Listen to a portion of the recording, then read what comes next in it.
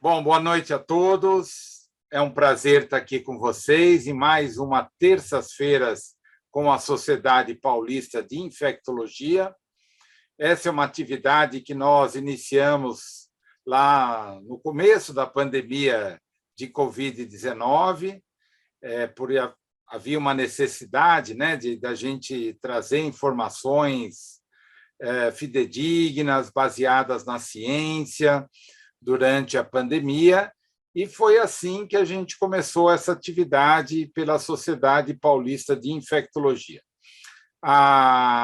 Essa atividade adquiriu um enorme sucesso e depois nós fomos ampliando para outros temas, né? Então, continuamos aí. Esse ano, nós já estamos na nossa terceira atividade, das terças-feiras com a SPI, e agora a gente, cada 2 semanas, estaremos aqui com vocês, uma atividade já consagrada. O pessoal pode chegar do trabalho, comer um lanchinho e ficar aqui com a gente discutindo temas da área da infectologia. Então, deixa eu me apresentar. Meu nome é Eduardo Medeiros, sou professor associado da disciplina de infectologia da Escola Paulista de Medicina, da Unifesp. Atualmente, ocupo o cargo de diretor técnico lá do Hospital São Paulo.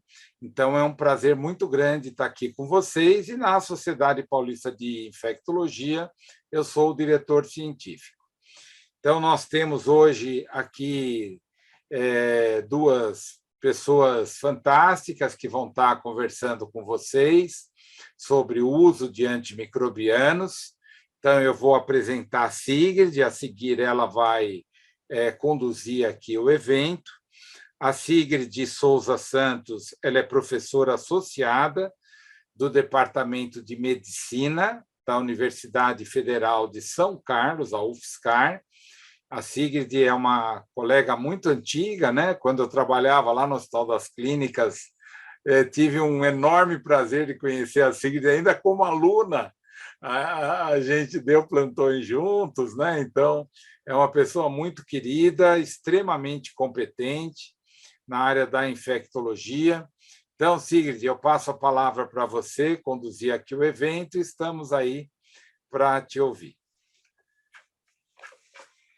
Bom, primeiramente, boa noite, né? Bem-vindos, né, a mais um webinar da Sociedade Paulista de Infecta. É um prazer estar aqui com vocês, né?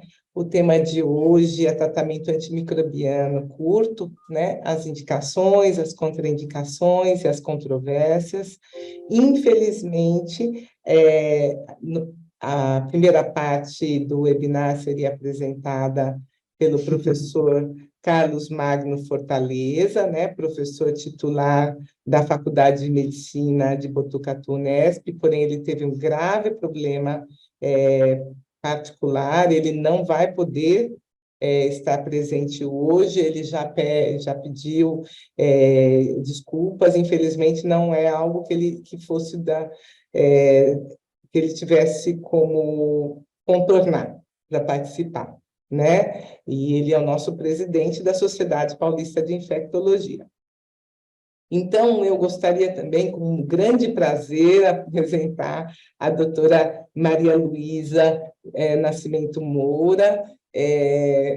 Também é muito legal, quando eu estava vindo aqui para São Carlos, eu conhecia a doutora Maria Luísa, já com o seu brilhantismo, né? Fiquei falando muito sobre ela essa semana, né? E ela tem uma experiência grande em CCIH, ela é nossa médica assistente. Nossa, você viu que eu ainda continuo me considerando, né? Isso é um cacoete. Ela é médica assistente da Divisão de Moléstias Infecciosas e Parasitárias do HCFM USP e também do Hospital Vila Nova Star, com muita experiência em IRAS, né? A doutora Maria Luísa vai apresentar o tema tratamento antimicrobiano curto, infecções relacionadas à assistência à saúde.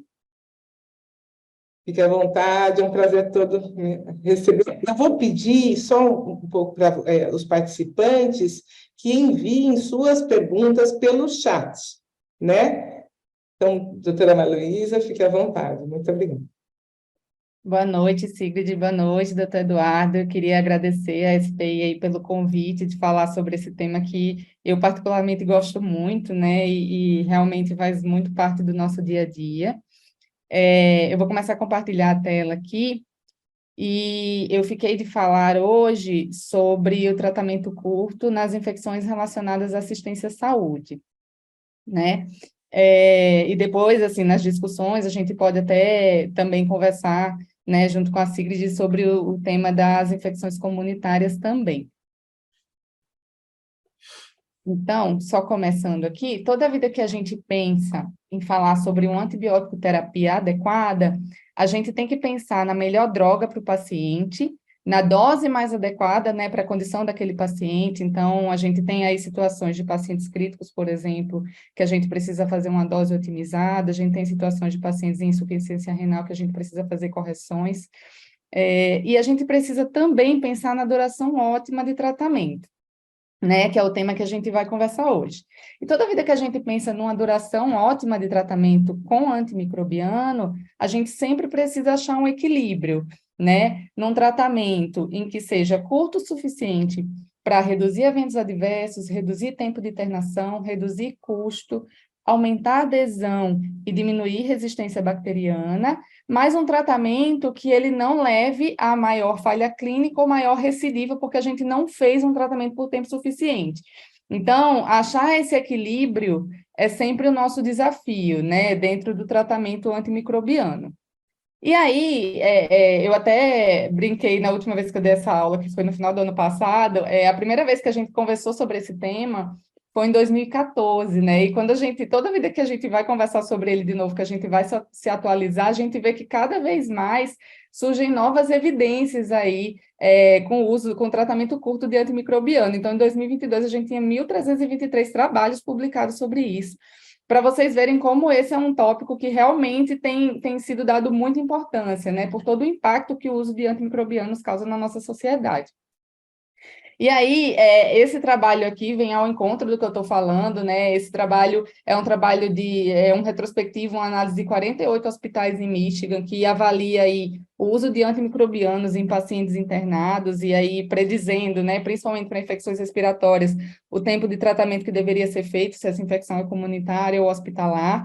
E, interessantemente, esse trabalho acha que o risco de evento adverso aumenta 5% para cada dia de excesso de antimicrobiano. Então, cada dia que um paciente usa um antimicrobiano sem que haja necessidade, ele aumenta 5% o risco de evento adverso. E isso é uma coisa que a gente não costuma atentar, né? A gente, como médico prescritor, normalmente a gente se preocupa muito mais em ter um paciente que tem infecção e a gente não está dando antibiótico, ou a gente não está dando tempo suficiente, do que o malefício que a gente causa quando a gente está dando antibiótico sem necessidade, né? E isso é generalizado, a gente vê isso para clínico, para cirurgião, às vezes para os infectologistas também, né? Porque a gente tem nossos receios aí com vários tratamentos que a gente faz, e eu acho que esse é o nosso desafio hoje, né? A gente tentar definir para qual paciente a gente pode realmente fazer um curso curto de antibiótico e qual que a gente precisa realmente fazer um curso mais prolongado. E aí, quando a gente fala das infecções relacionadas à assistência à saúde, esse desafio é ainda maior, porque esses pacientes, eles muitas vezes têm dispositivos invasivos, então são pacientes que nem sempre eu consigo um controle de foco adequado, por exemplo, né? Um paciente que está lá em ventilação mecânica, ainda está com o tubo lá estimulando o biofilme, ainda está com o cateter central também estimulando o biofilme. Muitas vezes são pacientes imunocomprometidos, né? Pacientes com várias comorbidades, pacientes que têm bactérias multidroga resistentes, que são pacientes que são muito mais difíceis da gente tratar com antimicrobianos, e a gente ainda tem, no Brasil, uma baixa disponibilidade de drogas potentes para fazer tratamentos de bactérias multidroga resistentes, e a gente tem menos evidências em literatura quando a gente avalia tratamento curto de antimicrobianos em infecções hospitalares, quando a gente compara com as infecções comunitárias, que são muito mais estudadas nesse tópico. Então, hoje eu vou trazer para vocês as principais evidências em algumas infecções que são geralmente relacionadas à assistência à saúde. Então, o que tem mais trabalho, o que tem mais evidência hoje é a pneumonia associada à ventilação mecânica, mas a gente tem alguns trabalhos aí em infecção de corrente sanguínea associada a catéter. Achei interessante trazer um pouco da neutropenia febril, que é uma condição que não necessariamente ela é hospitalar, mas muitas vezes ela envolve pacientes que estão frequentemente no hospital, e alguns outros sítios para a gente ver o que tem de novidade aí nessa área.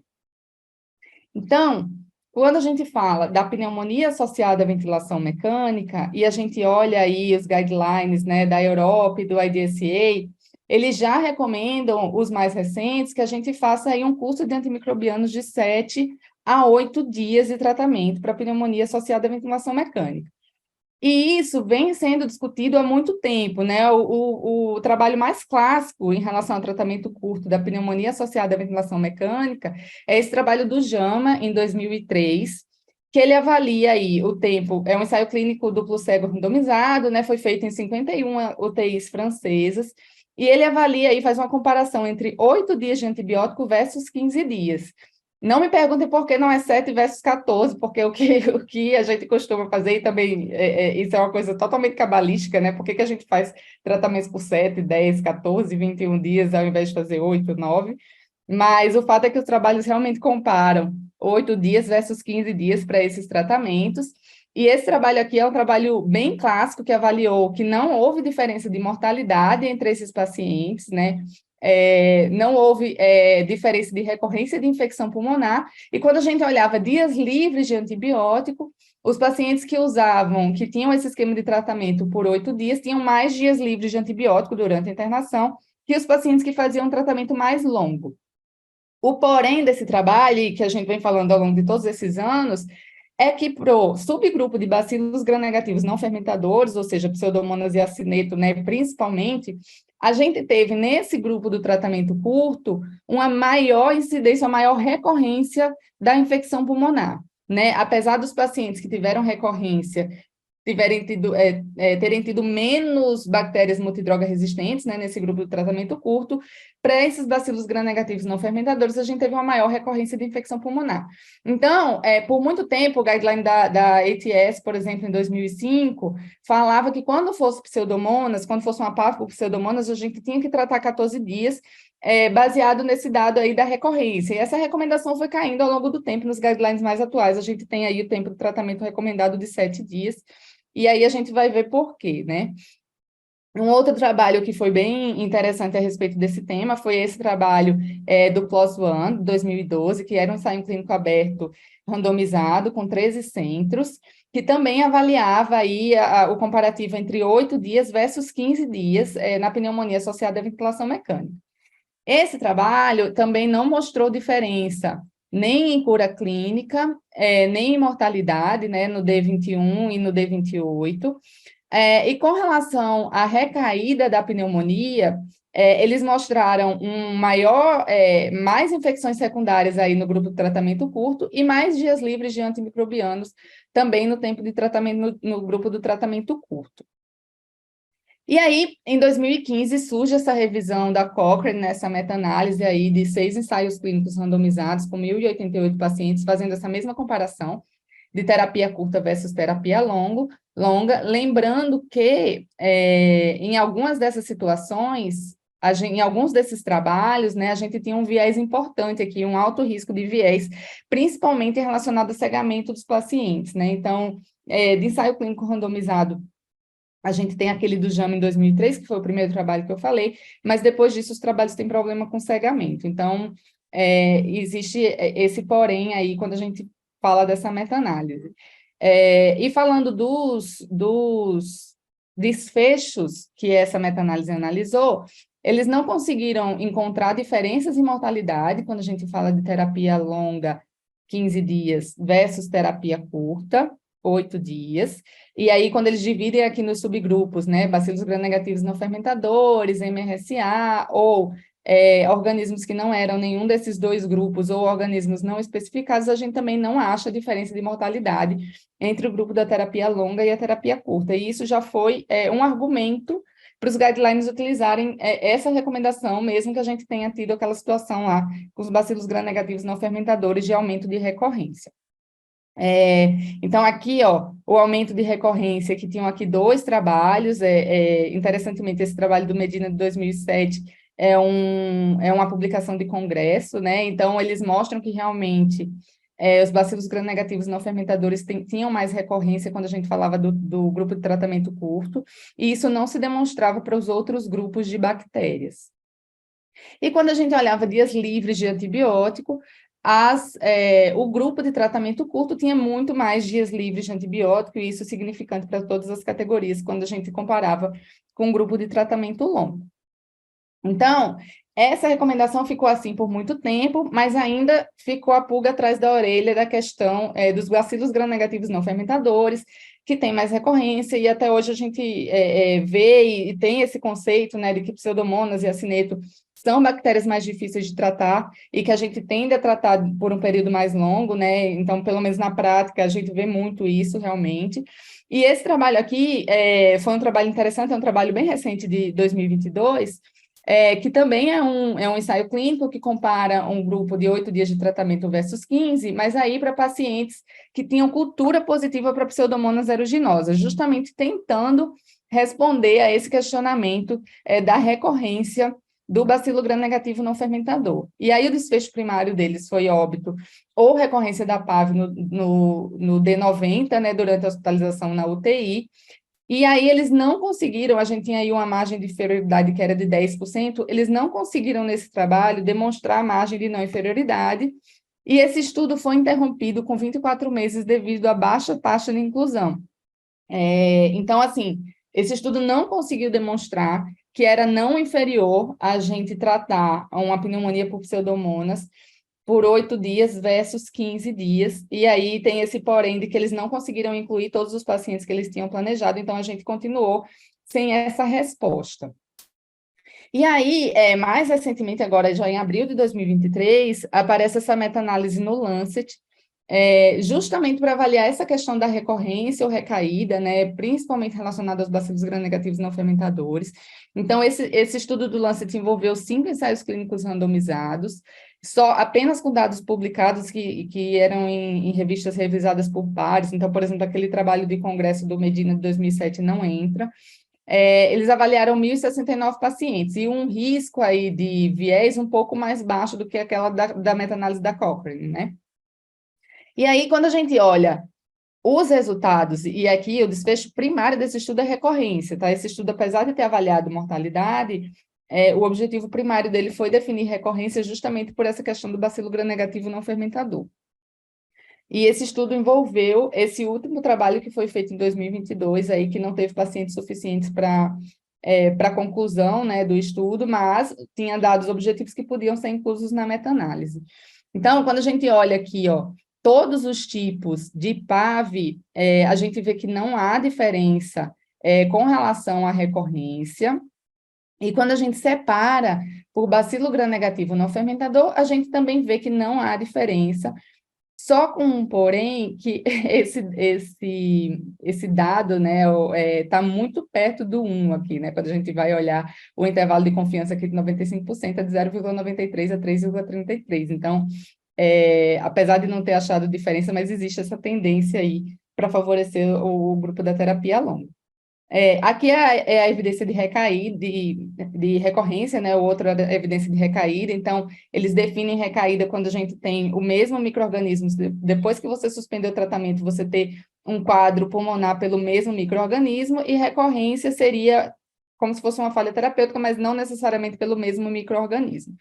Então, quando a gente olha a recorrência, a gente também não acha diferença significativa, nem quando a gente olha todos os tipos de PAV, e nem quando a gente olha os bacilos gram-negativos não fermentadores, né? E como desfechos secundários desses estudos, a gente viu que também não tinha diferença para mortalidade em 28 dias, tempo de permanência em UTI, tempo de ventilação mecânica, infecções extrapulmonares, infecções por multidroga resistentes, e como em todos os outros trabalhos, o curso curto era associado ao maior tempo, a mais dias livres de antimicrobianos, né? O que, na prática, significaria menos eventos adversos e tudo. E aí, qual que é o papel da procalcitonina nesse caso, né? A procalcitonina tem sido um biomarcador que tem sido muito estudado, mas ele tem evidência principalmente nas infecções respiratórias. E com relação à PAV, né, um trabalho muito recente que avalia esse papel da procalcitonina é essa meta-análise aqui de 26 trabalhos em 12 países e mais de 6.000 pacientes, que avalia aí mortalidade em 30 dias e falha de tratamento, uso de antibiótico, tempo de internação e eventos adversos, com o grupo que usou procalcitonina para guiar suspensão de tratamento versus o grupo que não usou. Então, quando a gente olha esse trabalho, a gente vê que o uso da procalcitonina teve aqui diferença na mortalidade de 30 dias em falha de tratamento, e teve diferença com relação a eventos adversos relacionados ao uso de antimicrobianos. E quando a gente fala de pneumonia associada à ventilação mecânica, especificamente, o uso da procalcitonina aqui fez com que houvesse uma duração menor de antimicrobianos. Então, aqui 10,8 dias versus 13,1 dias, com exposição também menor a antimicrobianos. Né? A crítica desses trabalhos da procalcitonina é que existem poucos trabalhos aí, principalmente em PAV, né? Em pneumonia comunitária até hoje já existem alguns trabalhos, comparando-se no tratamento curto, ela seria útil de alguma forma, né? Porque a gente já sabe que para reduzir tempo de tratamento, se você fosse usar 14 dias e você usa a procalcitonina e você usa 10 dias, ela serve. Mas se você já fosse usar 7 dias de qualquer forma, a gente ainda não tem muita certeza se faria sentido usar procalcitonina nesses casos, né? E com relação ao bacilo gram-negativo não fermentador, né, que eu acho que é a grande questão aí ainda da PAV, apesar de ter aparecido essa meta-análise no Lancet bem recente, é se para esses não fermentadores a gente conseguiria usar uma procalcitonina, por exemplo, como marcador para reduzir o tempo de tratamento.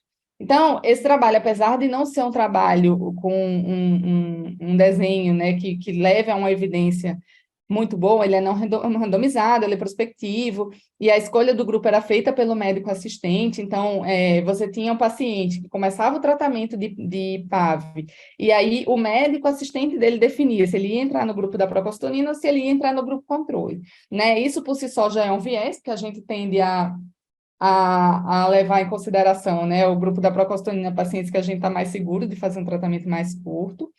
Mas se esses pacientes tivessem um score, né, de gravidade, um CPIS menor ou igual a 6, esse tratamento era definido para ser guiado pela procalcitonina ou não. E quando essa procalcitonina fosse menor que 0,5, o antibiótico era suspenso nesse grupo da procalcitonina. Né? E o interessante desse trabalho, e foi por isso que eu trouxe ele, é que nesse centro havia 69% das pneumonias eram causadas por bacilo gram-negativo não fermentador. E aí, nesse trabalho, eles fizeram uma análise ajustada para o Propensity Score, e eles viram que realmente o uso da procalcitonina fez com que os pacientes tivessem menos exposição a antimicrobianos. Então, vejam aqui que no grupo da procalcitonina a gente teve 8,7 dias, em média, né, de duração de antimicrobianos, enquanto no grupo convencional a gente teve 13,3. E os dias livres de antibiótico, naturalmente, a gente teve também um aumento no grupo da procalcitonina em relação ao grupo convencional. Então, é um trabalho que, apesar do desenho não ser dos melhores, né, que fornece a melhor evidência científica, mas é um trabalho que leva a gente a raciocinar no sentido de que, talvez, para o gram-negativo não fermentador, vale a pena a gente usar realmente a procalcitonina para tentar reduzir o tempo de tratamento. Então, quando a gente fala aí de tempo de tratamento de PAV, a gente tem uma segurança suficiente para fazer o tratamento por 8 dias, a gente não tem diferença em cura clínica, não tem diferença na mortalidade, mas ainda fica uma interrogação sobre os não fermentadores com relação a maior recorrência, e nesse caso a procalcitonina talvez possa ser útil, né? Lembrando que pneumonias necrotizantes, abscessos pulmonares, pacientes imunodeprimidos, que são frequentemente excluídos desses estudos, e pacientes com bactérias MDR, que também são um grupo que muito frequentemente são excluídos, nem sempre a gente pode usar esse dogma, né? Então, talvez a gente precise realmente fazer uma terapia mais individualizada. Passando um pouco para o que a gente tem de evidência aí na duração de antibiótico na infecção de corrente sanguínea por gram-negativos, a gente já tem aí um pouco menos de robustez em relação aos dados, quando a gente compara com os dados de PAV, né? Hoje, quando a gente olha o guideline do IDSE ainda de 2009, ele deixa um leque grande aí para tratamento da bacteremia, da infecção de corrente sanguínea associada a catéter por gram-negativo de 7 a 14 dias. E os guidelines mais recentes aí, quando a gente vê Sociedade Espanhola, por exemplo, já falam que o antimicrobiano deve ser mantido por pelo menos 7 dias, mas ainda deixa a coisa bem aberto para tratamento de infecção de corrente sanguínea por gram-negativos, né? E aí, quando a gente vai ver os trabalhos que existem em relação ao tratamento de bacteremia por gram-negativos, a gente tem esses estudos observacionais, que eu acho que a grande questão é que eles não incluem apenas infecções hospitalares ou infecções comunitárias. De maneira geral, os estudos incluem bacteremia por gram-negativo, e aí muitas vezes essas bacteremias, na verdade, na maior parte dos estudos, essas bacteremias são de foco urinário, e aí existem pacientes nesse meio que têm infecções relacionadas a catéter, por exemplo, né? A grande exceção disso é esse último trabalho aqui de 2020, que é um trabalho pequeno, é um trabalho retrospectivo de um centro só, que tem 54 pacientes, mas ele inclui apenas infecções de corrente sanguínea relacionadas a catéter, tá? Sendo 46% MDR. Então, quando a gente fala de evidência para os estudos em infecção hospitalar, esse é um trabalho que faz sentido olhar, porque não pelo número, mas porque ele inclui apenas pacientes que realmente têm infecções de corrente sanguínea associadas a catéter, né? Um outro trabalho que tem um N importante aí de infecções de corrente sanguínea associadas a catéter é esse primeiro trabalho do Park, em 2014, que tem 63% de infecção de corrente sanguínea relacionada a catéter, mas é uma corte retrospectiva de crianças, né, de 2 meses a 18 anos. Então, não é um trabalho que vai se aplicar tanto à população adulta. De qualquer forma, esses dois trabalhos não mostram diferença entre o tratamento curto versus o tratamento longo, né, menor ou igual a 7 dias, ou maior ou igual a 7 dias, para tratamento de bacteremia por bacilos gram-negativos. E aí a gente tem esses 3 trabalhos de 2017 e 2018, né, que também são retrospectivos, que têm resultados discrepantes aí, né? Esse trabalho do Nelson mostra uma maior falha terapêutica na terapia curta, quando a gente compara aí com 10 dias de tratamento para bacteremia por gram-negativo, mas lembrando que ele só tem 10% de população que tem infecção hospitalar, então a maioria dessa população realmente vem da comunidade com foco urinário. Né? Os outros 2 trabalhos não especificam muito bem, eles especificam foco, característica do paciente, inclusive o trabalho da Gianella tem 20% aí de pacientes imunodeprimidos, mas eles não especificam quais são os pacientes que têm infecção hospitalar e quais são os pacientes que têm infecção comunitária. Então, a gente ainda tem um pouco de dificuldade na bacteremia por gram-negativo de definir isso, né? Porque a gente tem diversos focos aí de bacteremia por gram-negativo. A gente tem o paciente com infecção urinária que tem bacteremia por gram-negativo, a gente tem o paciente com infecção de corrente sanguínea relacionada a catéter, e a gente tem os pacientes com fibrose cística, os pacientes com DPOC, que frequentemente têm bacteremia por infecções pulmonares e muitas vezes por bacilos gram-negativos não fermentadores, né? Então, é uma população heterogênea para a gente tentar estudar tempo de tratamento. E aí, esse trabalho aqui também é interessante pelo fato, é um brief report, né, do CID de 2019, mas ele é interessante pelo fato dele ter pacientes apenas com bacteremia por pseudomonas, que não é uma infecção que costuma aparecer em pacientes da comunidade, né, ou pelo menos em pacientes sem comorbidades. Então, geralmente, a pseudomonas aparece em pacientes que são imunodeprimidos, que têm alguma comorbidade grave ou que estão internados em hospital. Então, esse trabalho é interessante por causa disso, e ele realmente compara um curso curto de tratamento de 9 dias versus um curso longo de 16 dias, não achando diferença nem em mortalidade, nem em recorrência. E o interessante também desse trabalho, apesar de ser um brief report, é que 65% dos pacientes são imunodeprimidos, que é uma coisa que a gente não costuma ver nos ensaios clínicos randomizados, né? Os ensaios clínicos randomizados para esse tipo de tratamento, eles costumam excluir os pacientes imunocomprometidos. Então, é um trabalho importante nesse sentido, né? Tanto por incluir pseudomonas, quanto por incluir pacientes imunodeprimidos. Né? E eles conseguem demonstrar aí que a terapia curta está relacionada aí a quase 5 dias menos menos dias de internação, né? Dos pacientes com essa bacteremia por pseudomonas.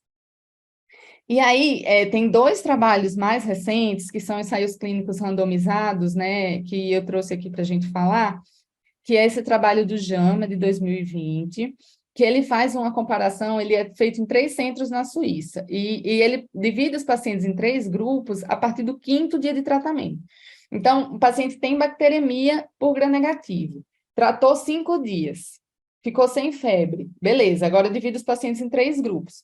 Um deles, eu faço a terapia guiada por PCR, e isso, para mim, é uma coisa bem interessante, porque PCR é um biomarcador muito mais disponível do que a procalcitonina, por exemplo, né? Então, com 75% de redução da PCR, eles fazem a suspensão do tratamento. Um outro grupo, eles fazem 7 dias de tratamento, e um outro grupo, eles fazem 14 dias de tratamento. E aí, o desfecho desse trabalho é combinado. Então, eles veem falha clínica no D30, recorrência, complicação local à distância, necessidade de reinício de terapia e óbito. E aí, nesse trabalho, eles têm 40% dos pacientes com infecções relacionadas à assistência à saúde. Então, acho que também é um trabalho legal para a gente pensar nessa ótica da infecção relacionada à assistência à saúde. E aí, nesse trabalho, é um trabalho que tenta mostrar não inferioridade, né? A margem de não inferioridade aí é de 10%, eles conseguem alcançar essa margem de não inferioridade.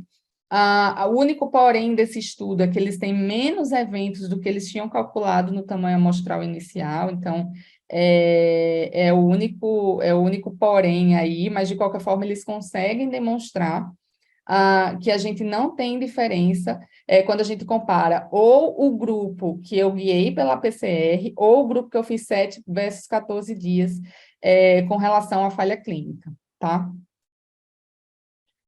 E esse outro trabalho aqui, esse outro randomizado, é um trabalho do CID de 2019, que também foi de não inferioridade, que foi feito em Israel e na Itália.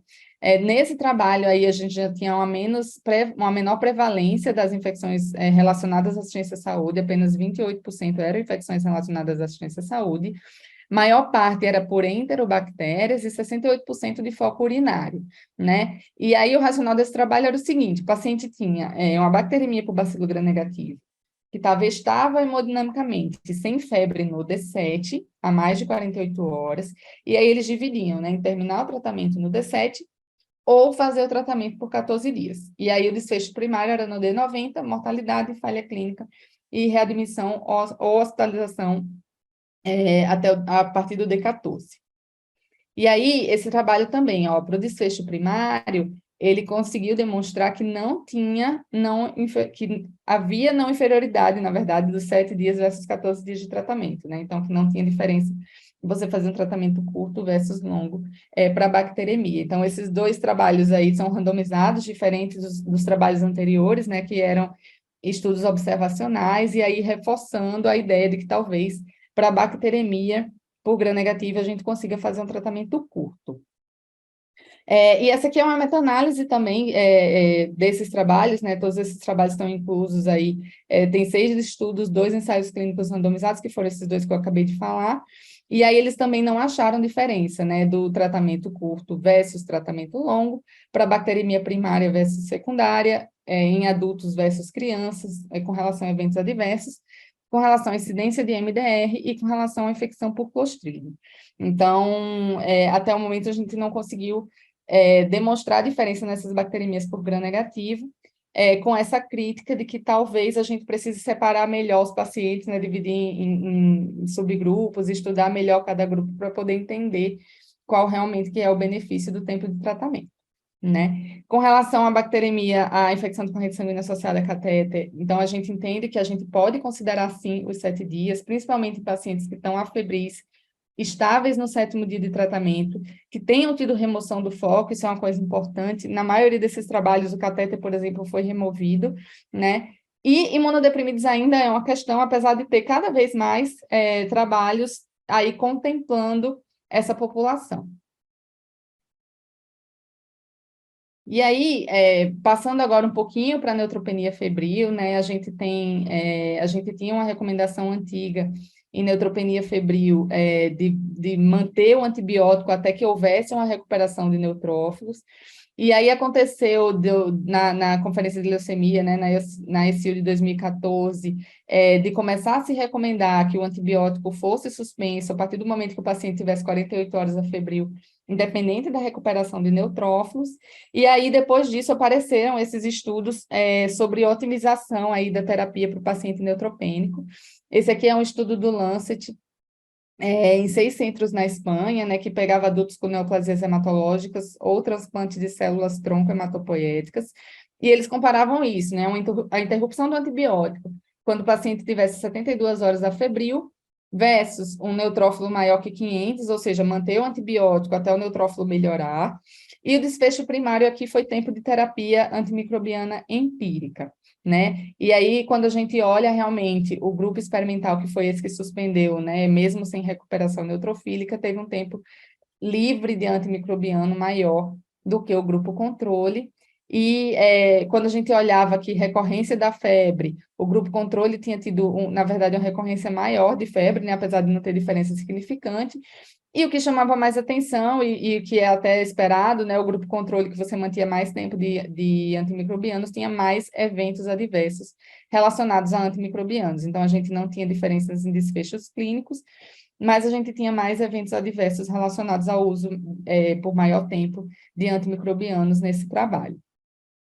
Tem esse outro trabalho aqui, que também foi um estudo que foi unicêntrico, né, e que fez uma comparação com a série histórica deles, com a corte histórica deles, após a mudança de recomendação, que aconteceu em 2014. Então, eles compararam aí o grupo pós-recomendação, que aconteceu com os pacientes pós-recomendação e o pré-recomendação, e eles viram aí que os pacientes que a gente suspendia a terapia mais precocemente tinham mais bacteremia, 46,9%, mas não tinham, ou melhor, tinham uma diferença de mortalidade, mas favorecendo a terapia curta, né, 0,7% versus 2,7%, e apesar dessa maior recorrência da febre aqui, isso não tinha impacto em outros desfechos clínicos. Então, o recado aqui é o seguinte: parece que a gente pode suspender o antibiótico, o paciente pode até ter mais bacteremia, mais recorrência da febre, que a gente tem que reintroduzir o antimicrobiano, mas isso não trouxe diferença em mortalidade para esses pacientes neutropênicos.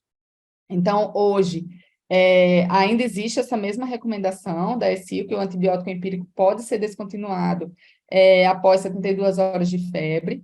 Os centros que administram antibiótico profilático, é o caso da levofloxacina, por exemplo, né? Tem paciente que faz levoprofilática aí, com algumas doenças hematológicas.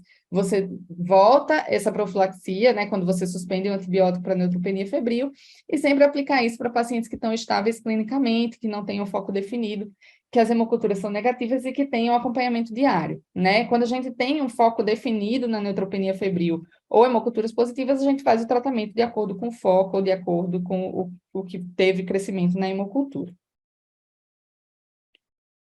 E aí, só para falar um pouquinho de outras infecções, né, que a gente tem um pouco menos de evidência aí nessa área, mas eu trouxe aqui esse estudo, o Durapop, que é de populações com infecções intraabdominais pós-operatórias. Então, falando, a gente tem estudos também de outras infecções abdominais, né, tem um estudo famoso do New England, aí, se eu não me engano, de 2017, que fala também do tratamento de infecções intraabdominais.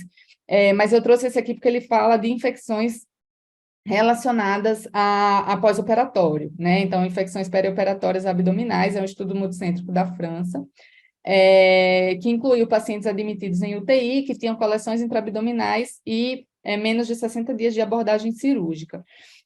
Importantemente, o controle de foco aqui foi feito no D0 de antimicrobiano, que é uma coisa que a gente sabe, como infectologista, que não é uma realidade que a gente tem em muitos centros no país, né? Da gente ter aí uma abordagem cirúrgica no tempo adequado do paciente que tem uma coleção abdominal, né? E o desfecho primário aqui foram dias livres de antibiótico no D28, aqui é a curva de sobrevida, que mostra que não teve diferença quando a gente tratava esses pacientes 8 dias versus 15 dias. E quando a gente olhava o desfecho primário aqui era dias livres de antibiótico, né? E a gente via que realmente o grupo de terapia curta tinha mais dias livres de antibiótico. O único porém desse trabalho, quando eles fazem análise de subgrupo aqui, eles viram que o grupo da terapia curta precisou mais de drenagem percutânea. do que o grupo da terapia longa, tá? Então, isso é uma coisa que chama atenção e é uma coisa que a gente tem que ficar atento, né? E um outro trabalho que eu trouxe, que apesar de não ser um trabalho ainda completo, isso é um estudo piloto de factibilidade, que também é feito com infecções abdominais complicadas, e das quais 45,2% eram infecções de pós-operatório. Esse trabalho, inclusive, divide, né, as infecções que não são de pós-operatório e as infecções que são de pós-operatório. O que chama atenção nesse trabalho é que os pacientes que tiveram a terapia curta tiveram mais recorrência, né? Então, é um trabalho pequeno, que tem um N pequeno, então isso levanta a necessidade da gente estudar um pouco melhor os pacientes que têm infecções intraabdominais, né? Então, tem um estudo em inglês aí que ainda está em andamento para isso. Acho que talvez a gente tenha um pouco mais de resposta, mas ficou essa pulga atrás da orelha aí, se realmente um tratamento curto não poderia levar a mais recorrência quando a gente fala de infecções intraabdominais. E aí eu trouxe esse estudo só, que foi o único que eu encontrei, de infecção do trato urinário associada à sonda, né, que é algo que a gente tem bastante sobre pielonefrite, a gente tem até sobre infecção urinária em homens, tratamento ambulatorial de infecções urinárias em homens, mas com relação à infecção relacionada à assistência à saúde e infecção urinária, a gente tem poucos trabalhos. Então, eu achei esse estudo retrospectivo, descritivo, né, que é de um centro de trauma, em que eles já costumam, em alguns pacientes, retirar precocemente a sonda e fazer um tratamento curto aí por 3 a 5 dias de infecção do trato urinário associada à sonda.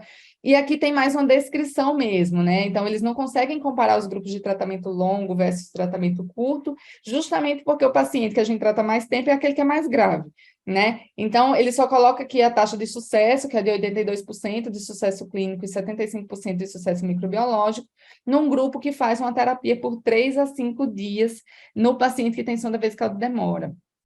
E aí, nesse caso, a gente até se pergunta se realmente esse paciente tem infecção trato urinário, né? Porque a gente sabe que é muito comum no paciente com sonda, a gente ter urocultura positiva, né? E aí, o argumento desse trabalho é que, ok, eles coletaram quando o paciente tem uma suspeita de quadro infeccioso e eles descartam todos os outros focos, então só sobra aquela cultura positiva realmente para dizer que é o foco da infecção. Mesmo assim, a gente sabe que a gente tem muito paciente com bacteriúria assintomática que acaba sendo tratado dentro da UTI e que talvez não tivesse um foco infeccioso verdadeiro ali, né? Então, acho que isso é uma crítica que a gente tem que levar em consideração e a gente tem que levar em consideração que realmente para esse foco a gente ainda não tem tanta evidência de qual tempo de tratamento que a gente deve fazer. Então, só para resumir, né, o que a gente conversou, para a PAV, a gente tem realmente uma evidência de que a gente pode fazer uma duração de tratamento de até 8 dias. Talvez em bacilos gram-negativos não fermentadores, ainda tem a pulga atrás da orelha com a recorrência, a gente possa usar uma procalcitonina. Na infecção de corrente sanguínea associada a catéter, a gente tem cada vez mais evidência de que 7 dias é ok, desde que haja remoção do foco. Na neutropenia febril, 48 a 72 horas após melhora da febre. Na infecção abdominal pós-operatória, a gente ainda tem essa controvérsia aí de uma possível recorrência, né? Apesar da gente ter trabalhos que levam a crer que está tudo bem a gente fazer um tratamento mais curto, se tiver o controle do foco no D0. E para a infecção do trato urinário, a gente ainda não tem evidência suficiente, né? Quando a gente fala de infecção relacionada à assistência à saúde. A gente tem alguns estudos em andamento aí, então, para a PAV, a gente ainda tem estudos aí tentando avaliar essa terapia de 8 dias versus mais de 8 dias. A gente tem o DATE Trial, que tenta ver 4 dias versus 8 dias, então tratamentos ainda mais curtos, né, de PAV. Para pneumonia comunitária, a gente tem aí estudos recentes que falam de 3 dias de tratamento. A gente tem estudos também olhando o tratamento de acinete, o tratamento de bactérias multi-R. Para a infecção de corrente sanguínea, a gente tem o Balance, que está avaliando aí 7 dias versus 14 dias de tratamento para pacientes críticos. E com infecções intraabdominais, a gente tem esse estudo em inglês que eu falei, que é o Extend, para avaliar 28 versus 10 dias de tratamento em infecções abdominais complicadas. Então, assim, a grande pergunta é se realmente menos é mais, e a nossa resposta aqui provavelmente é sim, desde que o paciente tenha controle do foco. E a gente tem algumas questões que não são tão bem resolvidas, né? Como eu já falei, os bacilos gram-negativos não fermentadores, bactérias MDR, que a gente não tem drogas tão potentes para tratar, ainda é uma consideração que a gente vai ter que fazer, e os imunodeprimidos, que ainda são populações pouco incluídas nesses estudos, né? E aí talvez a gente possa substituir o tempo de tratamento fixo pela abordagem individualizada do paciente. Eu acho que é sempre melhor a gente olhar o que está acontecendo para aquele paciente, qual que é o curso da doença que ele está tendo, os parâmetros clínicos e laboratoriais, para a gente tentar definir qual que é o tratamento, o melhor tempo de tratamento para aquela situação, né? E não só ficar fixado em 7, 14, 10, 21 dias, né? Acho que a gente tem uma sensação que vai dar tudo errado se a gente fizer 12 dias de tratamento para alguém, e eu acho que essa reavaliação é diária e constante. Era isso, gente. Obrigada. Oi, muito obrigada.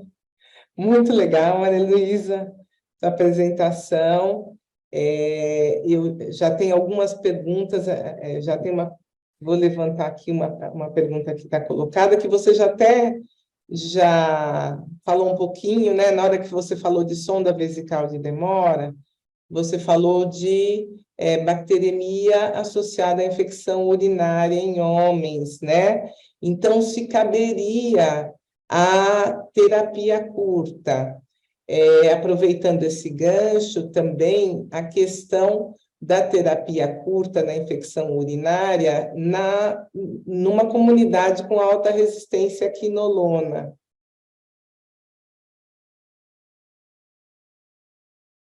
Assim, a gente tem pouco, a maior parte dos trabalhos que a gente tem de infecção urinária são em mulheres, né, por motivos óbvios, assim. A gente tem um estudo recente para tratamento de infecção urinária em homens, mas é num contexto ambulatorial, né, então mostrando que sim, há evidência de que a terapia curta faz sentido no tratamento de infecções urinárias mesmo em homens,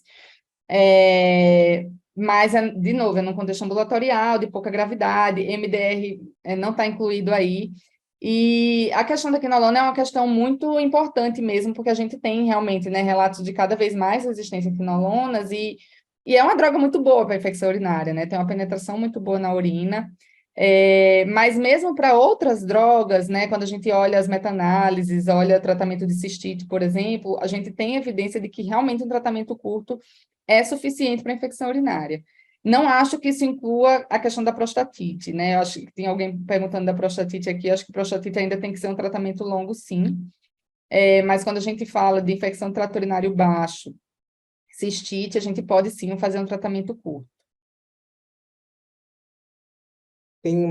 Acho que você até já falou, mas se a resposta clínica precoce pode ser considerada mesmo em MDR, né? O que você chamou a atenção, né?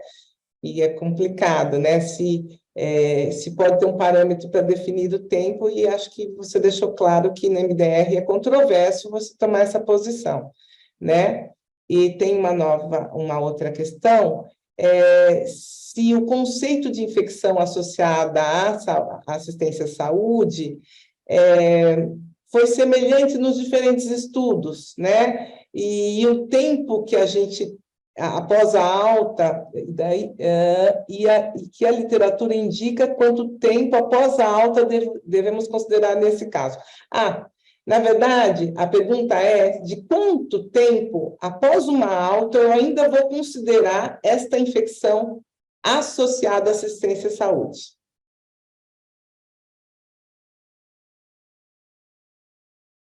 Nossa, parece fácil, mas não é essa pergunta. Existem os scores que a gente faz para MDR, né? Assim, tem mais risco de bactéria resistente se você teve internação nos últimos 3 meses, né?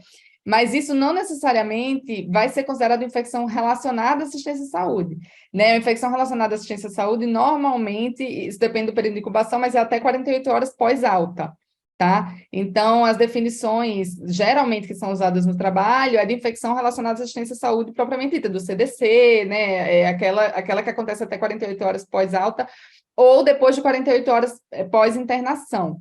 Mas o paciente que ficou recentemente no hospital, que teve dispositivo invasivo, né, que usou antibiótico, ele tem um risco maior para bactéria multiresistente, né? Isso ele tem. Então, a gente tem que considerar isso quando a gente pensa em fazer tratamento. E, assim, apesar dos estudos não terem muito dado com relação a tempo de tratamento para infecção de bactéria resistente, eu acho que isso é muito mais relacionado, isso é uma opinião pessoal, eu acho que isso é muito mais relacionado à potência do antibiótico que a gente usa do que a bactéria resistente em si. Eu não acho que, assim, a gente normalmente não tem opções terapêuticas tão boas, né, para a bactéria multidroga resistente. E aí, como a gente não tem opções terapêuticas tão boas, o paciente não vai responder tão rápido, né? Então, quando a gente usa aí polimixina, aminoglicosídeo, né, a gente sabe que o paciente vai demorar mais a responder pelo fato dessas drogas terem uma potência menor. Não são drogas que penetram tão bem no sítio que a gente quer, tudo. Então, a gente acaba tendo que fazer tratamento mais longo mesmo, né? E eu acho que isso depende muito mais do antibiótico que a gente está usando do que não é pelo fato de MDR ser mais difícil, né? Isso é uma questão, né? Até também ver a opinião do Eduardo, professor Eduardo, porque essa questão da alta, muitas vezes o paciente reinterna, e acaba recebendo um espectro, antibióticos com um amplo espectro, né? E a gente tem trabalhos controversos, alguns mostrando aumento de pseudomonas, estáfilo com padrão de mais de MDR, né? E outros não. Qual tem sido, qual é a sua opinião sobre o assunto, né? Acho que é muito difícil isso, né? Só um comentário mais geral, né? Primeiro, excelente aula, Maria Luísa, foi ótimo, você abordou super bem os temas, né? Temas que são difíceis, porque isso a gente sempre vê casos, né, que não parece retratar tantos trabalhos, né? Parece que a vida real, as coisas são mais difíceis para a gente do que as conclusões dos trabalhos. Mas, de toda forma, eu acho que é importante para o nosso público aí, tivemos quase 200 pessoas durante toda a sua apresentação. É importante que existe toda uma tendência hoje de redução do tempo de tratamento. Eu acho que a nossa insegurança por muito tempo, até a falta de conhecimento, a gente sempre teve uma tendência de utilizar um tempo muito longo de tratamento, principalmente nas infecções relacionadas à assistência à saúde, né? É claro que algumas, por exemplo, a infecção de corrente sanguínea, tirou o catéter, é claro que fica mais fácil você monitorar, seguir, colhe uma hemocultura de controle, eventualmente.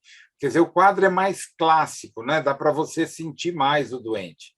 Já uma PAV é mais complicado, né? Porque muitas vezes não, ele está entubado, né? Então, só o fato de estar com a cânula, você aumenta a quantidade de secreção, é mais complicado, como você citou, Maria Luísa, o antibiótico penetrar na secreção, a sua atividade, precisa ver doenças outras associadas, né? Nós vivemos isso com a Covid, né? O pulmão não melhorava, né? E você continuava, será que é uma infecção secundária ou não? Mantém um tempo maior de tratamento ou não? Eu acho que PAV é mais complicado. E aí vem essa questão que a Sigrid está levantando, que eu acho que é muito importante. A nossa realidade é muito diferente da realidade americana e europeia, ou pelo menos a grande maioria dos países, né? A gente tem uma quantidade de Acinetobacter em PAV, por exemplo, muito maior, né? As nossas Klebsiellas cada vez mais resistentes, cada vez mais a gente identifica KPCs, eventualmente metalo-beta-lactamase, NDM, surgindo nos nossos hospitais, e resistência à polimixina, que vem crescendo também em muitas das nossas UTIs, especialmente aqui de São Paulo. Então, é uma preocupação grande, porque isso concordo plenamente, Maria Luísa. Os antibióticos usados, muitas vezes, para tratamento de uma droga, de uma bactéria multiresistente, você tem muita dificuldade. Então, muitas vezes, a tendência é ampliar um pouquinho mais o tratamento, né? Mas isso eu acredito que também, né? Isso, todos os protocolos, os guias, não substituem sua avaliação individual do doente, né? Eu acho que a gente tem que estar bem preparado, bem balizado com a literatura, mas as características do doente não podem ser subestimadas, né? Porque cada paciente tem um histórico por trás disso, e aí você tem que avaliar isso individualmente. Esse conceito de IRAS pós-alta, né? Algumas coisas a gente são mais clássicas, né? Infecção de sítio cirúrgico, você geralmente considera 30 dias, ou mesmo que você citou, muitas vezes uma infecção de catéter, mas o fato do indivíduo já ter tido uma internação anterior, você sempre tem que levantar uma luzinha aí, porque ele provavelmente foi exposto a antibiótico, houve uma mudança da sua microbiota, houve seleção de bactérias resistentes. Então, realmente, você tem que ter um cuidado a mais nessa condução de orientação. Classicamente, é o que a Maria Luísa colocou, quer dizer, paciente que ficou internado até 3 meses anteriores, você tem que pensar no micro-organismo multiresistente, se ele utilizou dispositivos invasivos. Então, mas sempre é um caso que você tem que ter um raciocínio aí pensando em multiresistência, né? Muito legal. Mais uma pergunta aqui do chat. Existe algum dado sobre terapia curta para infecções osteoarticulares? Quer responder? Maria Luísa. Osteoarticulares, a gente tem um trabalho do CID, de espondilodicite. Eu posso estar falhando a memória, mas acho que compara 6 semanas versus 12 semanas e fala que 6 semanas é equivalente a 12 semanas para tratamento de espondilodicite. E tem alguns trabalhos em infecções articulares pós-artroplastias, assim, de correção, de trabalhos assim com tratamento de 1 semana, se deixar espaçador com antibiótico, e fazer tratamento com 1 semana versus 4 a 6 semanas de antibiótico, mostrando equivalência, mas são estudos observacionais. Tá? Então, a gente, pelo menos eu não tenho conhecimento dos trabalhos mais recentes aí, se são ensaios randomizados sobre isso, mas tem sim alguns trabalhos tentando advogar pelo uso da terapia curta para as infecções osteoarticulares também. Tem do New England um trabalho comparativo que ele compara 6 semanas com 12 semanas em infecções relacionadas à prótese. Tirava a prótese, tratava, né? A gente sempre também tinha uma tendência de tratar, sei lá quanto tempo, né? Você vai deixando antibiótico, tem medo, mas esse trabalho foi bem surpreendente, viu? Porque 6 semanas ele considerava seguro no tratamento de infecções osteoarticulares. Então, isso é o quadro crônico, né? Não estamos falando de infecção aguda, quadro crônico. Osteomielite crônica, relacionado principalmente à prótese. Então, isso é um trabalho que chama a atenção da gente, né? Se tratar por 6 semanas, claro, vai controlar com prova de atividade inflamatória, ver como é que ele está evoluindo, mas é um bom sinal, né, de você reduzir. Eu acho que infecção osteoarticular é onde a gente mantém antibiótico por muito tempo, né? É um problema mesmo. Só mudando um pouquinho, em relação a infecções comunitárias, tem uma pergunta aqui, né? E tem diversos trabalhos com redução do terapia para 5 dias de infecção comunitária usando beta-lactâmico, né? E eu vou aproveitar a pergunta aqui, juntando um pouquinho, qual seria a restrição nesse tipo de trabalho, né? Alguns eu vi Daí queria a opinião de vocês. Alguns eu vi que excluem quando tem uma complicação, um empiema, ou, principalmente em criança, exclusão de sepse, né? E como vocês veem, e eu achei bem interessante essa questão dos algoritmos com marcadores inflamatórios, né? Se isso daí seria também algo que nos ajudaria. Maria Luísa, você vai ler?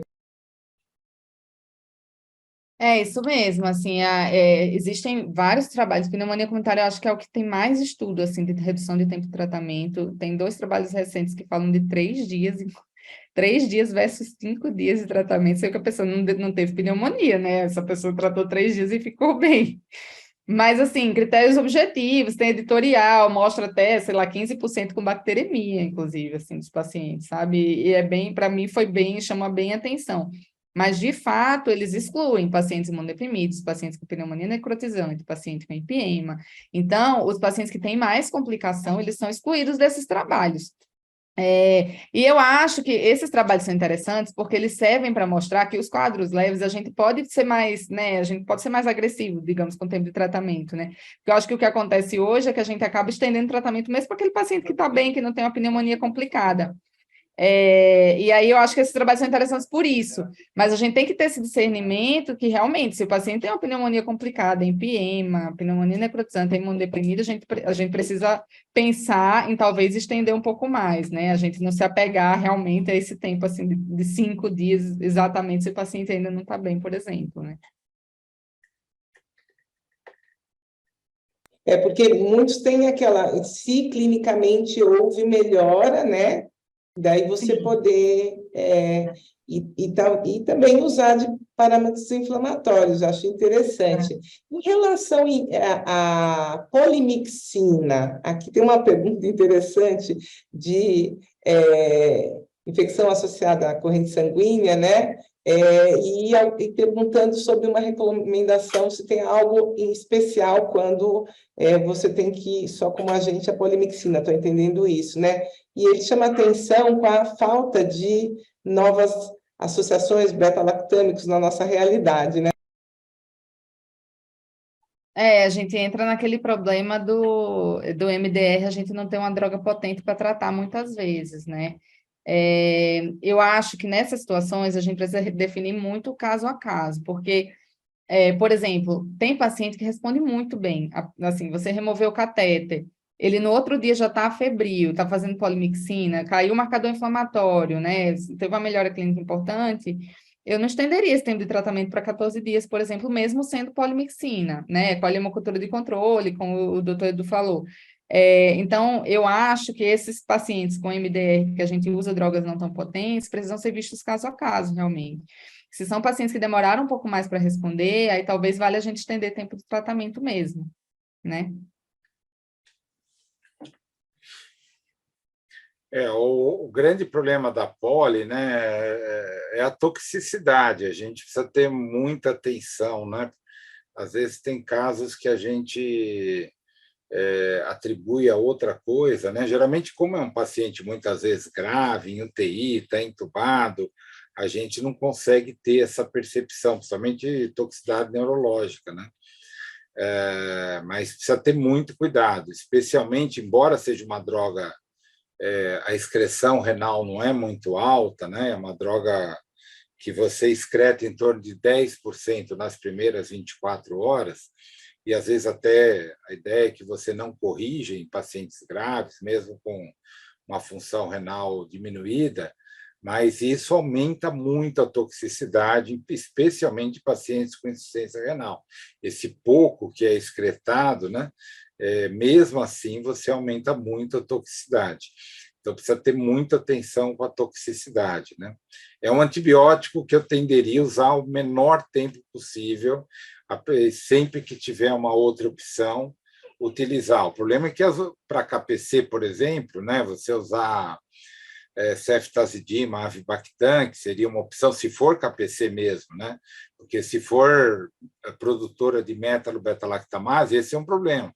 A maioria das instituições não faz isso, né? Não faz teste fenotípico rápido para você identificar o mecanismo de resistência.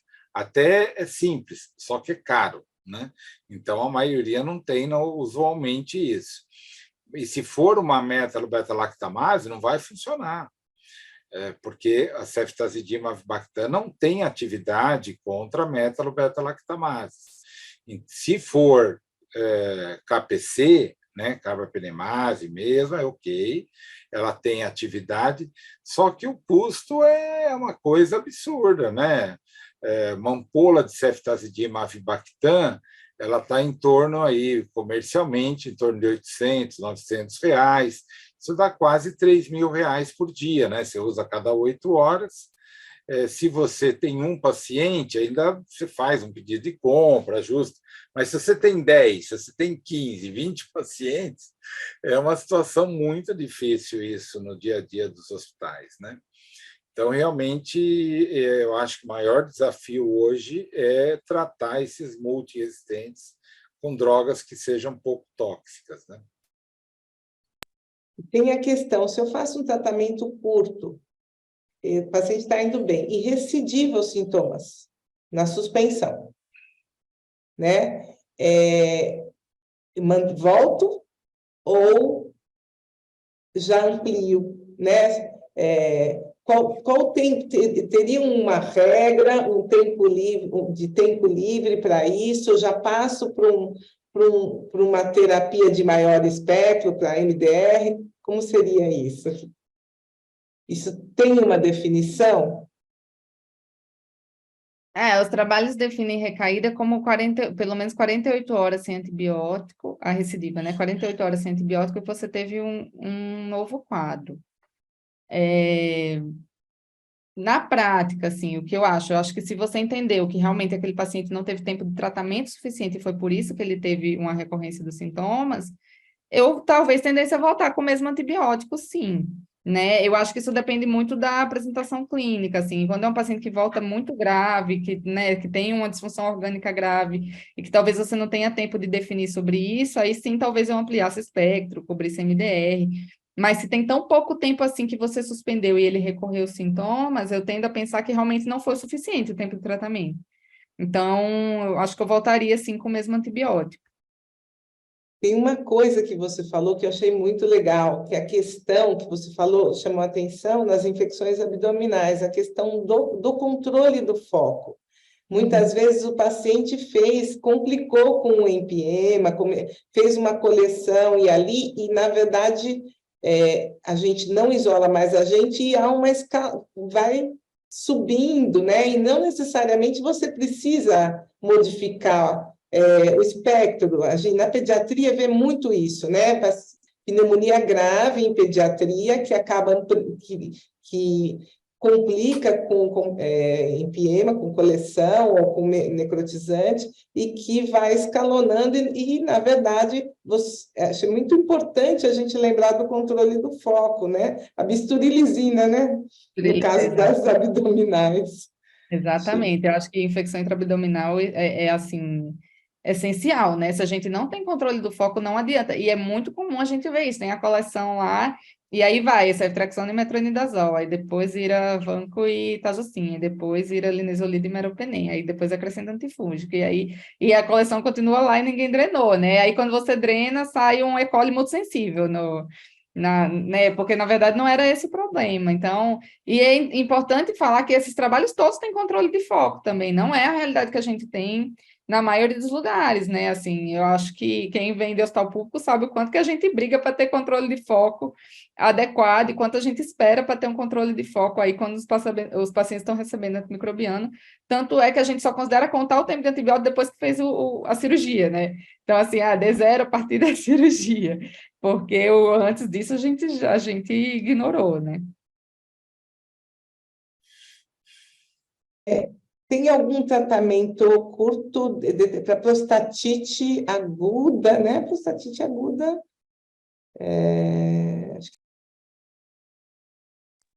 Eu estou entendendo que o tratamento, na verdade, geralmente é tratamento curto mesmo, né? Você até prostatite aguda, você trata como uretrite aguda, né? Normalmente você não precisa estender o tratamento, né? Vocês têm alguma opinião diferente? Não, acho que é isso, Sigrid. Prostatite aguda, habitualmente, né? Você, como próstata, são poucos antibióticos que penetram, você geralmente faz um tratamento aí de 7 a 10 dias, né? Máximo 2 semanas em prostatite, né? Agora, diferente da crônica, né? Porque essa realmente você tem que ter uma extensão do tratamento. O problema é só a questão do tipo de antibiótico, né? O melhor antibiótico que penetra em próstata são as quinolonas, né? As fluoroquinolonas dão ótima concentração, mas precisa ver se é sensível ao agente, né? Então, tem essa preocupação. E depois o sulfametoxazol trimetoprim, né? Que também tem boa atividade. Geralmente, os beta-lactâmicos têm menor atividade em próstata, né? E com trabalho eu posso estar confundindo, né? Mas com tratamento de 1 a 3 dias de ceftriaxona, porque tem aqueles casos que são IST, né? E daí você pode até dose única. Não, eu fiquei preocupada com isso, porque muitas que vêm como prostatite aguda, na verdade, é uma IST, e você poderia fazer dose única de ceftriaxona e associar, e talvez está com problema com a azitromicina, mas daí tem que estender pelo menos na doxy, se você pensar nessa possibilidade, né? Perfeito, Sigrid. Eu acho bem lembrado. Acho que é importante, né, saber se o paciente tem vida sexualmente ativa ou se é um idoso, se a prostatite é decorrente de um outro processo. Bem lembrado, né, que isso varia de paciente para paciente de acordo também com a exposição.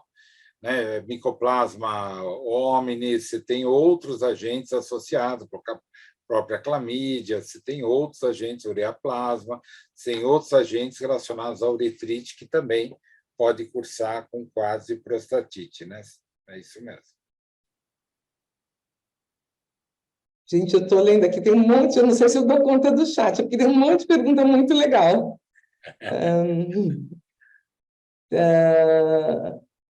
Deixa eu ver, estudo de bacteremia que usava queda de 70. Tem uma pergunta em relação àquele estudo que você apresentou,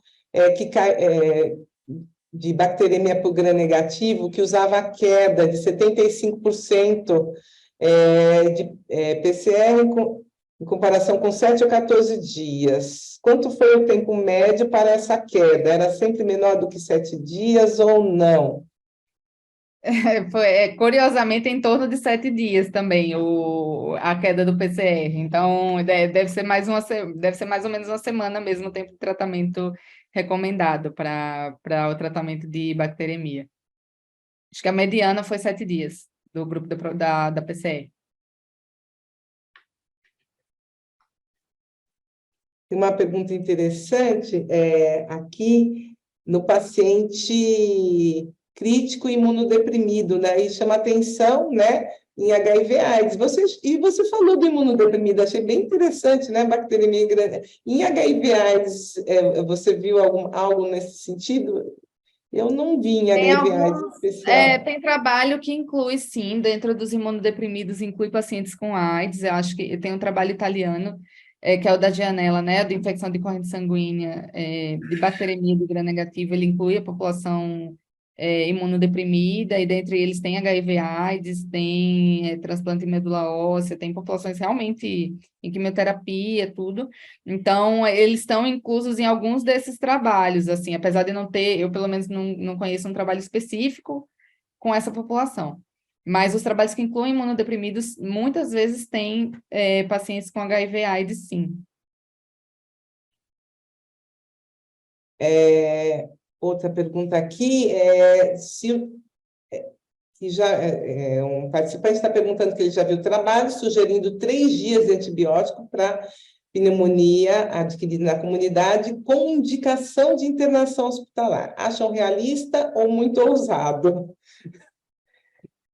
Acho que depende da indicação, né? Porque às vezes a gente indica por outros motivos, né? Então, a gente pensar num porte paciente, a gente estava discutindo isso, né?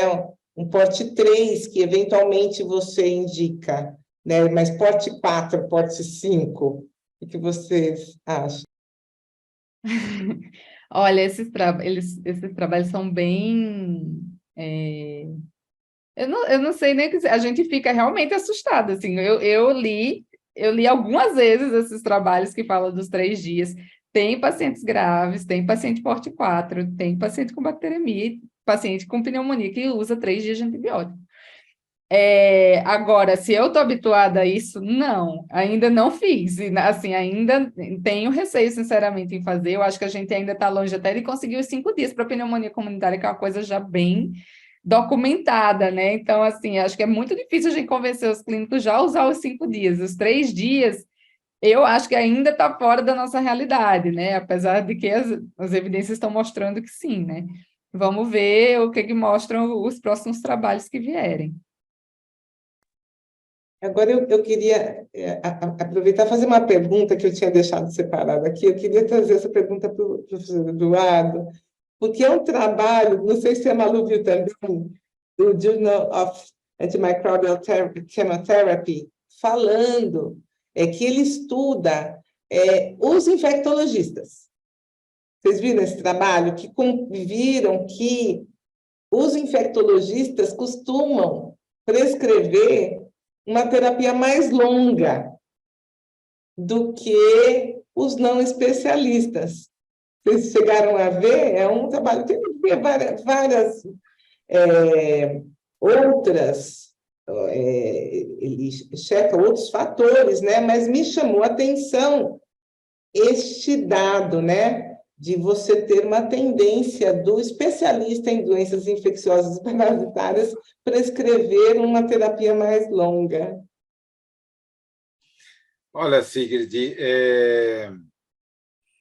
tem um estudo que foi feito na Inglaterra e ele viu que as pessoas com mais de 20 anos de formada também tratavam por mais tempo e os pediatras. Eram duas categorias. Mas eu não vi dos infectos. Mas, enfim, eu acho que a gente é mais conservador, né? Eu acho que é muito preocupado. Então, mas e nem todo infecto mexe assim com antibiótico assim constantemente, né? A gente tem muitas linhas da infectologia, né? Eu imagino, Sigrid, que hoje, né, a gente pensando, existe, como eu falei, né? Eu acho que existe uma tendência global da gente repensar o tempo de tratamento. Eu acho que nem tanto ao início do tratamento, né? Você vê em sepse, infecções graves, né? Nenhum problema se você dá um antibiótico de amplo espectro diante da situação epidemiológica do paciente paciente de reinternação, por exemplo, já quero cobrir um multi-R, mas avalie, né, 48 horas depois, 72 horas depois, para saber se houve crescimento de algum agente. Aí começa, eu acho que os nossos maiores pecados. Né? Você tem entrado com antibiótico, o paciente melhora, você acha que está resolvida a situação. A gente tem um outro desafio hoje, que é tirar precocemente o antibiótico, o menor tempo possível para que você trate a infecção. Então, isso requer que o laboratório te envie o agente, você saiba se realmente aquele tratamento está sendo adequado, identificou o foco, vê se o antibiótico está atingindo boa concentração nesse foco. Então, tem outros desafios no caminho. Então, eu acho que o mais importante, né, acho que para nós, como infecto, e para outros colegas que estão nos assistindo, eu acho que o mais importante é, mesmo com a melhora do paciente, você ver se realmente é o melhor antibiótico que você está usando. Muitas vezes, com melhora 48, 72 horas, você pode fazer uma transição para via oral e ele continua o tratamento na casa dele, né? O paciente teve uma melhora significante, hidratou, melhorou o estado geral, tudo pode tratar em casa com uma medicação oral. E hoje nós temos opções para isso. E, óbvio, baseado nos dados microbiológicos. Então, você ter o laboratório de microbiologia do seu lado, né, o tempo inteiro, o contato, é fundamental hoje no tratamento de infecções, né? Eu acho que o laboratório exerce um enorme papel nisso. Agora, eu concordo com a Maria Luísa, eu acho, assim, eu não sei qual é esse paciente que você vai tratar 3 dias num paciente com indicação de internação, imagina, né? Você pode até, se ele melhorou, fazer uma transição para o via oral, mas até a gente ter uma base mais sólida de tratamento, eu nem pensaria em tratar 3 dias, muito mais um paciente com uma pneumonia já grave, né? Porque você vai internar, já não é um quadro leve, uma pneumonia grave, de você ter que internar o paciente e você usar 3 dias de antibiótico. Eu acho que é irreal isso, pelo menos na minha visão atual. Né? Pode ser que mude aí no caminho, mas realmente eu não vejo razão para isso, não. Talvez também, quando vai para um infectologista, é justamente porque é um caso mais complexo. Então, Isso talvez também. esse seja um viés. Ele é é um uma viés outra variável. populacional. Exato, né? E em relação à potência que o professor Eduardo falou aí, também, né? Algo que a gente monitora muito pouco o nível sérico. E tem dificuldade em monitorar, e dificuldade nesse resultado, assim, a maior parte dos antimicrobianos a gente não monitora. Então, também, o que vocês acham disso, de você realmente estar atingindo o nível sérico que você gostaria, talvez, a gente conseguisse encurtar mais, né? Eu acho que essas coisas estão também mais claras hoje para a gente, né? As propriedades de farmacodinâmica dos antibióticos, você manter, né, um antibiótico, principalmente os beta-lactâmicos, que são tempo-dependentes, a infusão estendida em 3 horas, por exemplo, para os carbapenêmicos, eventualmente até 4 horas para piperacilina tazobactam. E são coisas que a gente no passado não via, né? A gente não fazia isso. E mesmo hoje tem muitas dificuldades para você conseguir fazer isso no seu dia a dia, né? Então, e o nível sérico, o problema, Sigrid, é que a gente não tem ferramentas para isso, para a maior parte dos antibióticos, né? Você pode monitorar a vancomicina, né? A vancocinemia, alguns aminoglicosídeos dá para ser feito, a genta, a mica dá para você avaliar, mas começa a parar por aí, né? A gente não faz nível sérico rotineiro de beta-lactâmico, por exemplo, né? Pelo menos eu não assim, a não ser em estudo, trabalho, mas não no nosso dia a dia para pensar em alvo terapêutico. Então, a gente pensa muito mais, né, nas propriedades do antibiótico e trabalha com elas. Então, isso eu acho que a gente precisa otimizar melhor, né? Essa questão de fusão estendida, né? Principalmente infecções graves, para mim é fundamental. Você mantém um nível constante do antibiótico, somente para beta-lactâmico, né? Dose de ataque, né? Quantas vezes você faz dose de ataque infecção grave?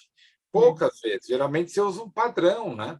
Mas isso está errado. Numa infecção grave, a dose de ataque é fundamental, né? Então, isso são coisas que a gente precisa trazer mais para o nosso dia a dia. Eu acho que isso daí está muito distante da prática clínica geral, né? A gente precisa trazer um pouquinho mais para o nosso dia a dia. A farmácia clínica hoje, infelizmente, né, ela está muito distante da maior parte dos nossos hospitais. O farmacêutico ainda é um distribuidor de medicamento dentro do hospital, o que é um absurdo, né? O farmacêutico ele tem que contribuir com a terapêutica do paciente, ele tem que estar do lado lá, acompanhando o doente, avaliando o nível sérico, fazendo correções com a vancocinemia, avaliando função renal, orientando o clínico, mas isso é muito longe da gente, né? Bom, muito legal. Eu acho que, não sei se o público aprendeu tanto quanto eu, né? Eu acho que foi uma delícia. Nós chegamos, são 21h29. Foi uma delícia ouvir sua aula. Acho que eu vou pegar a gravação e ver tudo de novo, viu, Maria Luísa? Eu aprendo sempre. O Eduardo, desde sempre, né? Sou fã de carteirinha. A Paulista roubou ele da gente, né? Verdade. Imagina. Então, eu acho que eu também sou seu fã, viu, Sigrid? Então, eu agradeço a participação de todos pela Sociedade Paulista de Infectologia, agradeço ao nosso diretor científico que está nos prestigiando, muito legal, Eduardo, Maria Luísa, foi um máximo sua apresentação, acho que espero ter conseguido, espero não ter pulado ninguém, eu me esforcei para não me perder no chat, tá bom? E se eu me perdi, peço desculpas. Tá, um abraço e acho que vamos encerrar. Só Você lembrar, de... Sigrid, lembrar o pessoal, né, que a aula fica gravada na aba Educação Continuada do site da SPI, né? Você entra no site, tem lá Educação Continuada, você clica lá, encontra diversas aulas, tem um curso, inclusive, da pessoal da Fiocruz sobre bacteriologia, tem outro de micologia, enfim, consultem o site da SPI, somente se tiver professores aqui na sala, indiquem para os seus alunos, porque realmente é um material muito rico, né? Essa aula da Maria Luísa, provavelmente, se o Randolfo me mandar, provavelmente a gente tem essa aula já colocada lá no site daqui 48 horas. Hoje na quinta-feira, a aula já está lá exposta. Então, é bem legal, né, que todos podem consultar, indicar, é gratuito, né? Podem entrar no site da SPI e ter acesso a essas aulas. Então, acho que a gente encerra aqui a participação de todos, né? Agradecendo novamente, né? E é um prazer para eu estar aqui aprendendo junto com vocês, aqui com a Maria Luísa e o professor Eduardo. Foi muito bom. Obrigada mais uma vez aí pelo convite. Boa noite. Obrigado, Maria Luísa. Obrigado, Sigrid. Beijo para você. Beijão, tchauzão.